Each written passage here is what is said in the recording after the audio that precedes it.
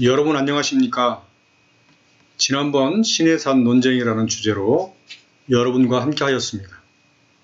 오늘은 이집트 성서 고고학이라는 새로운 주제를 가지고 앞으로 3강에 걸쳐 여러분과 함께 할 것입니다.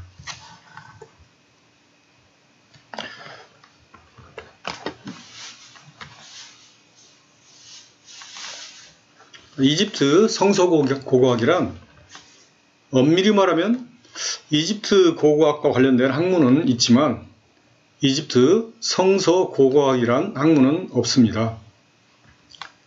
이슬람을 국교로 삼는 이집트에 이와 관련된 대학이나 연구소와 같은 학술 기관은 없는 것입니다.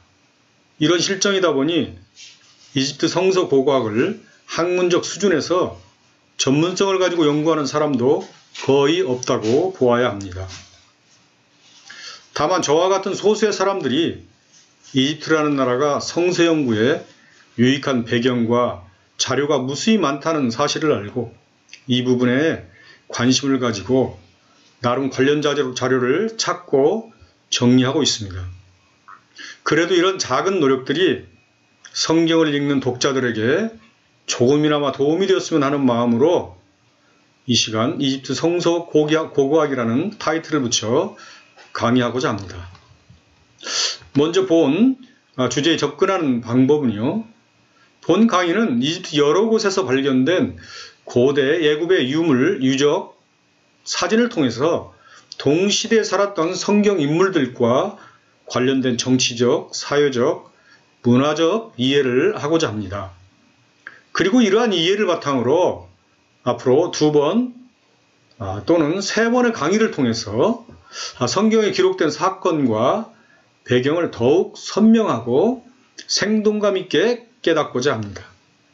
먼저 현재 이집트 지명과 성경시대 이집트 지명과 관련하여 살펴보고 2번째로 성경과 관련된 유물, 유적들을 살펴볼 것입니다. 그리고 마지막으로 세계 7대 불가사의라 불리는 스핑크스와 피라미드가 어떻게 출애굽 사건과 연관성이 있는지 살펴보게 될 것입니다. 이번 이집트 성서 고고학을 통해서 성경에 기록된 모든 사건과 상황들이 얼마나 정확한 역사적 배경과 사회 그리고 정치적 배경 속에서 기록된 것인지 다시 한번 확인하는 시간이 되시기를 바랍니다. 먼저 지리적으로 살펴보도록 하겠습니다. 지금 화면에 보이는 지도는 델타 지역에 있는 고센 땅에 관한 지도가 되겠습니다.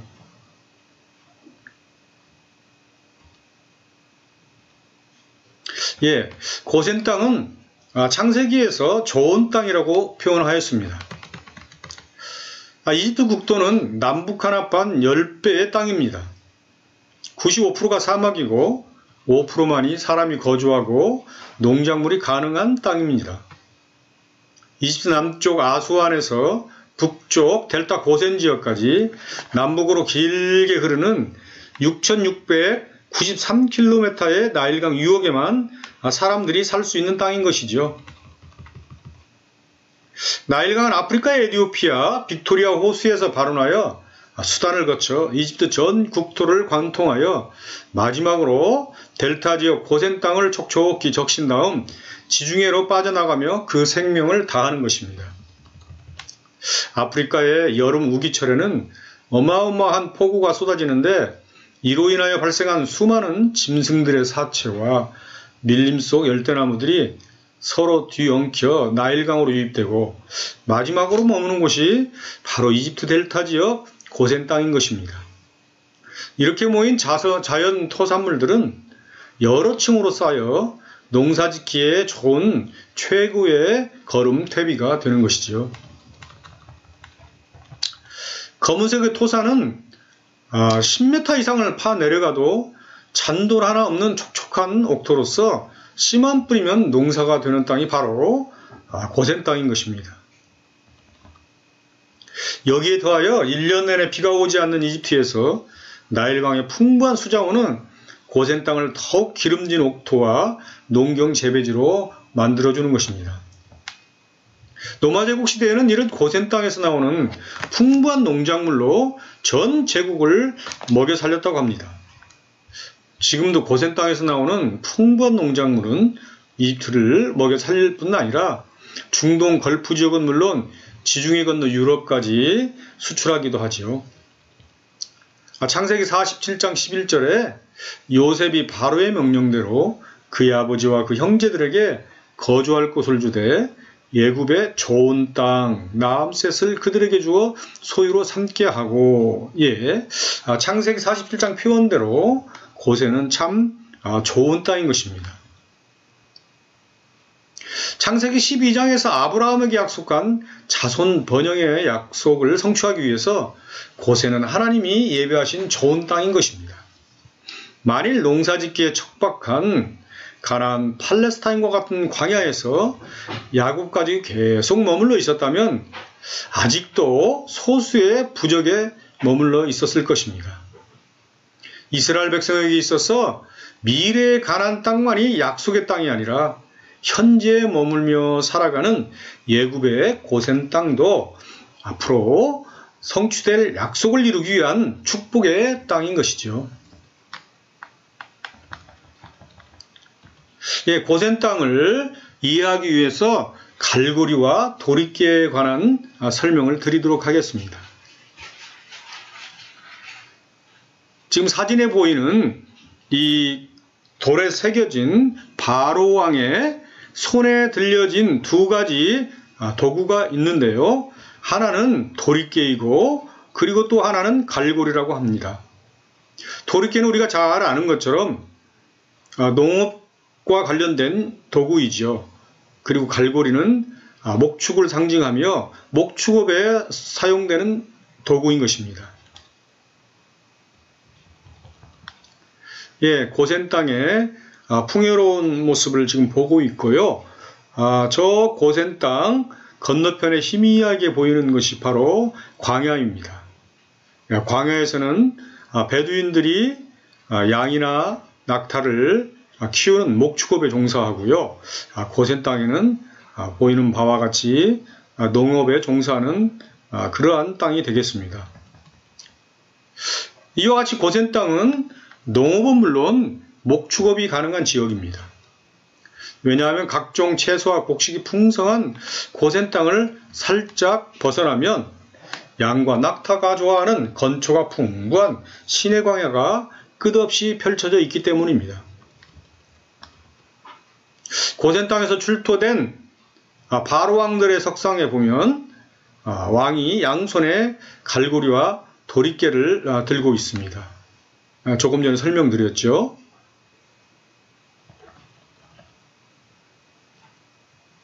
갈고리는 양과 같은 짐승을 잡을 때 쓰는 도구로 짐승의 내장을 꺼낼 때 사용하고 있습니다.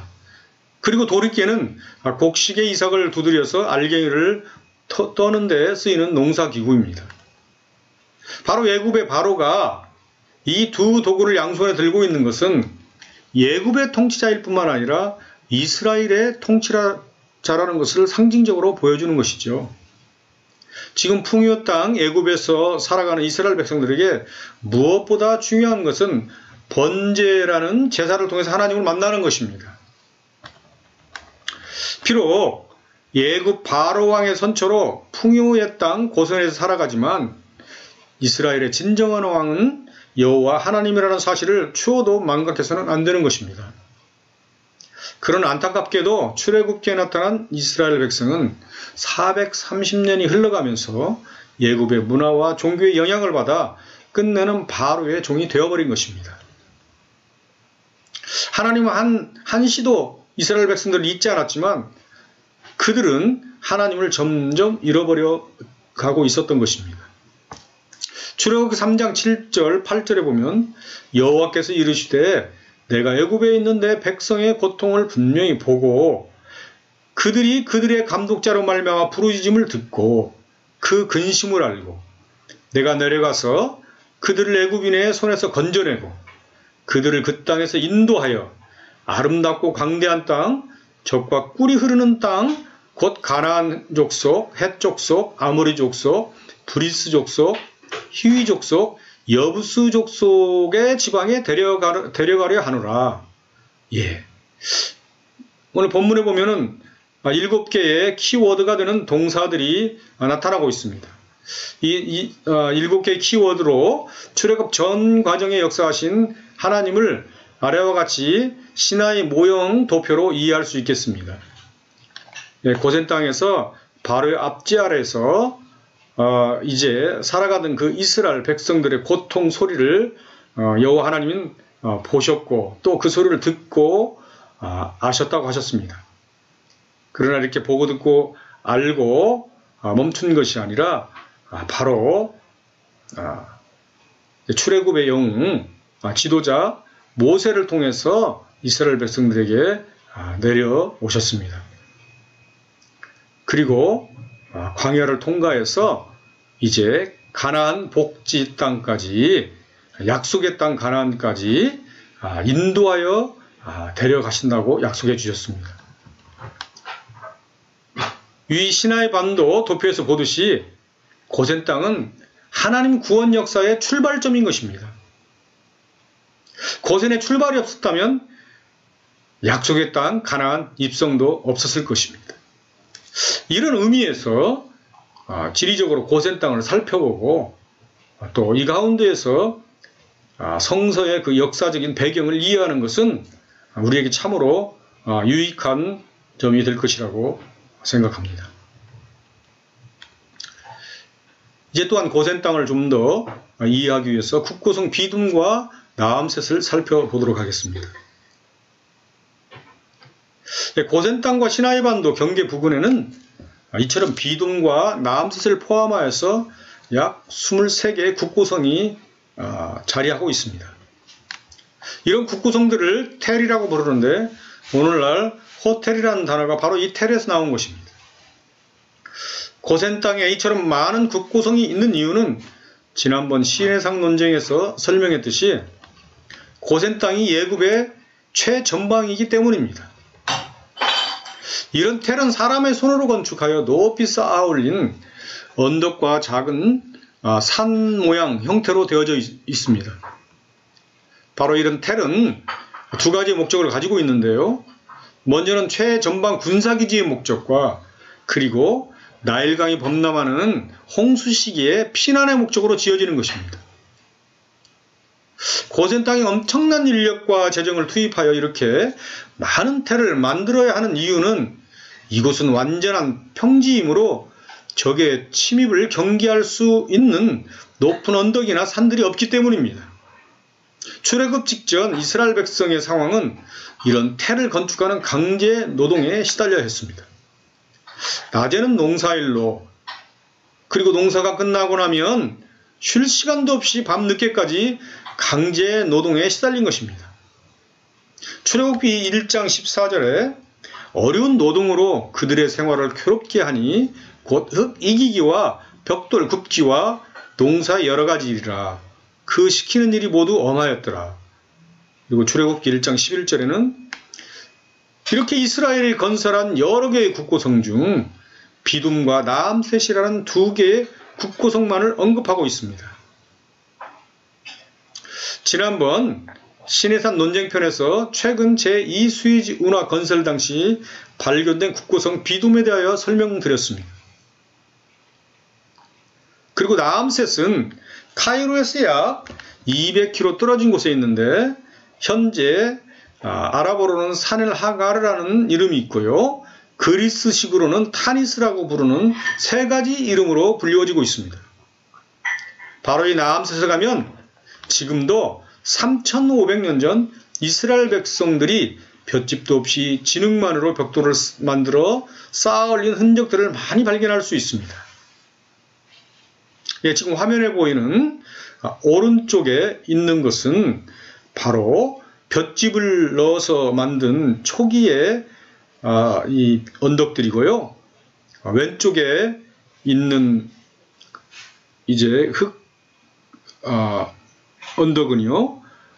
이처럼 오늘 본문에 나오는 것처럼 볏짚도 없이 만들어서 쌓아 올린 바로 언덕이 되겠습니다. 이상의 고센지역 연구 관찰을 통해서 출애굽 당시 배경을 좀 더 구체적으로 이해할 수 있었습니다. 이번에는 이제 태양의 도시 온에 대해서 말씀드리도록 합니다.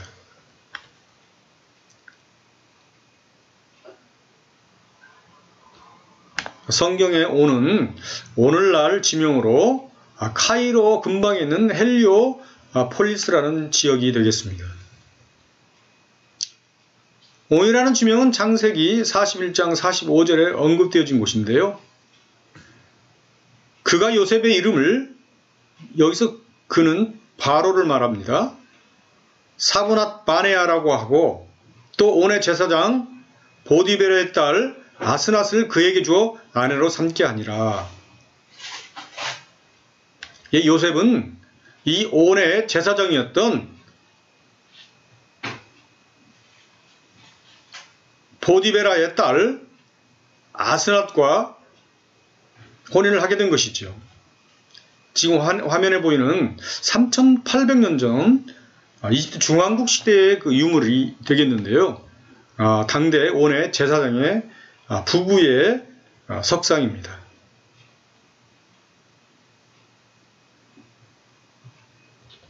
예굽의 국무총리인 요셉은 바로의 주선으로 예굽 여인 아스낫과 결혼하게 됩니다. 요셉의 장인은 온의 제사장 직분을 맡고 있었는데요. 온은 태양을 의미하고 지금의 카이로 공항 근처 도시 헬리오폴리스가 있는 곳입니다. 지금 헬리오폴리스라는 지명도 태양의 도시라는 의미입니다.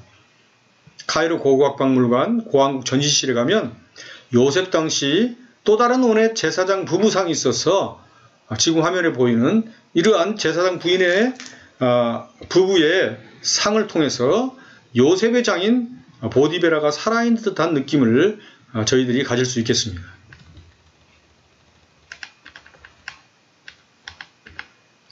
이번에는 세 번째로 시나이 반도 지역에 대해서 구체적으로 살펴보도록 하겠습니다. 예굽이 고대 제국으로 피라미드와 같은 찬란한 문명을 꽃피울 수 있었던 이유는 자연적인 천혜의 요새로 이루어져 있었기 때문입니다. 남쪽으로는 나일강, 북쪽으로는 지중해, 그리고 서쪽으로는 세계 최대 사막이 자리하고 있고요. 동으로는 바로 지금 화면에 보이는 시나이 반도가 거대한 방어벽을 치고 있는 형태이기 때문에 적들의 침입이 아주 어려운 지형에 있었기 때문에 고대의 찬란한 문명을 이룰 수 있었던 것입니다. 이와 같은 지역적 특징을 가지고 있었기 때문에 전쟁은 없었고 평화와 번영을 누리면서 피라미드와 같은 건축 문화와 수많은 고대 문화를 생산할 수 있었던 것이죠. 그러면 시나이 반도 내부를 출애굽 성경과 관련하여 좀 더 자세히 살펴보도록 하겠습니다. 지금 화면에 보는 사진은 바로 광야의 모습인데요. 광야에 대해서는 지난번 시내산 논쟁에 소개한 바 있습니다. 이스라엘 백성이 40년 동안 거주했던 시나이 반도는 5개의 광야로 나눌 수가 있는데요. 고센을 출발한 이스라엘 백성이 처음 들어간 광야는 에담 광야입니다. 이곳에서는 불기둥과 구름기둥의 역사가 있었습니다.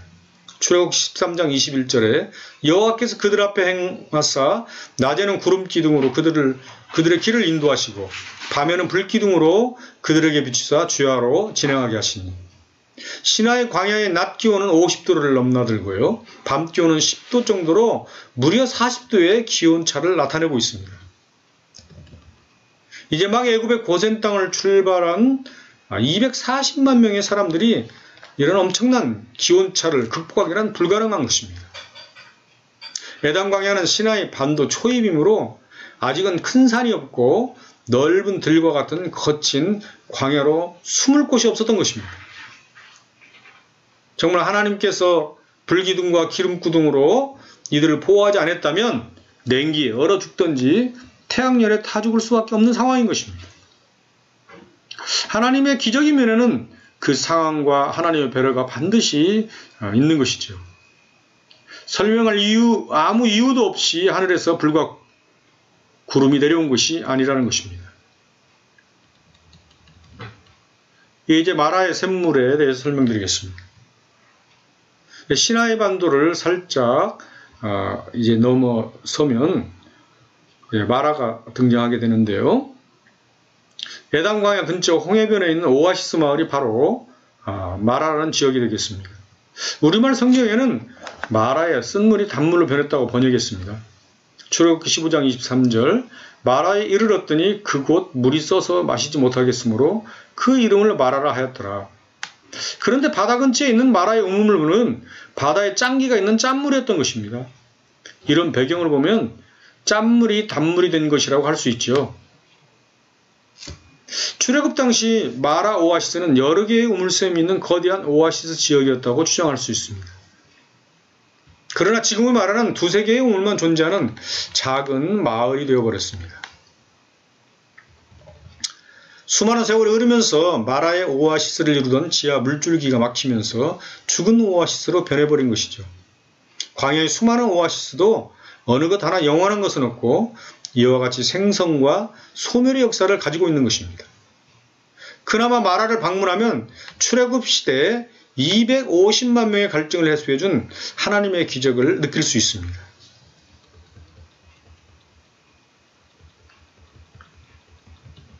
이제 와디에 대해서 말씀드리겠습니다. 지금 사진에 보는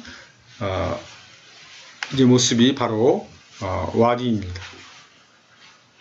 이제 이스라엘 백성들이 두 번째로 맞이하게 되는 광야가 신광야입니다. 시나이 반도 내륙으로 깊이 들어가는 길목에 신광야가 시작이 되는 것입니다. 신광야는 사진에서 보여지는 것처럼 거대한 암벽들로 기암절경을 이루고 있습니다. 그리고 산과 산 사이에는 와디라고 부르는 거대한 계곡이 시나이 반도 전체의 거미줄처럼 얽혀져 있습니다. 와디는 곧 계곡이라는 말입니다. 우기철이 되면 와디는 물이 흐르는 계곡이 되고 이런 계곡 주변에는 여러 종류의 식물들이 자라게 됩니다. 그리고 이 시절 시베리아에서 날아온 계절 철새들의 이동 경로인 시나이 반도는 각종 새들의 서식지가 되는 것입니다. 신광야에서는 바로 만나와 메추라기 기적이 있었는데요. 사진에 보이는 이제 만나, 현재 베두인들은 이 만나를 다프라라고 부르고 있고요. 또 수많은 시나이 반도 철새떼를 보고 있습니다. 출애굽기 16장 13절 14절에 보면 저녁에는 메추라기가 와서 진에 덮이고 아침에는 이슬이 진 위에 있던 그 이슬이 마른 후에 광야 지면에 작고 둥글며 서리 같은 것이 있는지라. 16장 31절에는 이스라엘 백성이 그 이름을 만나라 하였으며 가시같이 희고 맛은 꿀 같은 과자 같았더라. 본문에 등장하는 메추라기는 우리나라 참새 정도의 작은 새가 아닙니다. 위에서 설명한 대로 시베리아에서부터 수천 킬로를 날아올 수 있는 몸체를 가진 1m 이상의 큰 철새인 것입니다. 한마디로 4인 가족이 배불리 먹고도 남을 만큼 아주 큰 철새인 것이죠.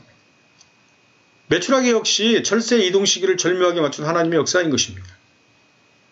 그리고 만나는 다프라라고 부르는 시나이 반도 내 식물 중 하나로 지금도 베두인들의 간식거리로 많이 애용되고 있습니다. 이집트, 요르단 등 중동 여러 나라에 가면 볼 수 있고요. 만나를 섞어 만든 기념품도 많이 있습니다. 이처럼 와디는 광야의 여러 가지 식물과 동물들이 서식할 수 있는 환경을 조성하고 베두인들이 많은 짐승들을 이끌고 다닐 수 있는 도로가 되어주는 것입니다. 모세는 40년 동안 미디안 광야에서 목자로 살아가지만 자연스럽게 거미줄에 얽혀있는 복잡한 와디의 구조를 완전히 꿰뚫고 후에 애굽으로 돌아와 240만 명을 인도할 수 있는 출애굽의 지도자가 된 것입니다. 애굽의 왕자로 40년은 정치와 인문, 사역을 익혔다면 바로 이 시나이 광야에서는 군사 전략을 익힌 것이죠. 이처럼 와디는 모세에게 탁월한 지도자가 되기 위하여 군사훈련을 익힌 훈련소와 같은 장소였습니다. 이스라엘 백성은 모세의 인도로 와디를 도로 삼아 광야를 무사히 횡단할 수 있었던 것입니다. 이번에는 자발티에 대해서 말씀드리겠습니다. 세 번째 광야인 시내 광야에 들었으면 거대한 산맥이 나타납니다. 사진에 보는 산맥이죠. 이 산맥을 이 지역에 거주하는 사람들은, 베두인들은 자발티라고 부르는데 바로 방황하다라는 의미를 가지고 있습니다. 이 지역의 베두인들은 지금도 모든 현대 문명을 거부하고 5,000년 방식 그대로의 삶을 살아가고 있습니다. 이들은 오직 이야기를 통해서, 구술을 통해서 자녀를 교육하고 조상들의 이야기를 들려줍니다. 이들이 자발티에 대하여 조상 대대로 들어온 이야기는 3,500년 전에 이스라엘 백성들이 바로 이 자발티 지역에 나그네로 떠들며 거주했다는 것입니다. 이들은 지금도 그 사실을 믿고 있는 것이죠. 이와 같이 시나이 반도 내부의 지역적 특징을 자세히 살펴보면 이곳에 살았을 이스라엘 백성들의 형편과 하나님의 기적에 대하여 좀 더 깊이 있게 이해할 수 있습니다. 오늘은 이집트 성서 고고와 지리편을 여러분들과 함께 하였습니다. 다음 시간에는 이제 문화와 유물 유적을 살펴보면서 좀 더 이집트 고고학에 대한 자세한 설명을 드리도록 하겠습니다. 오늘도 저와 함께 하여 주신 여러분 감사드립니다. 다음 시간에 뵐 때까지 안녕히 계십시오.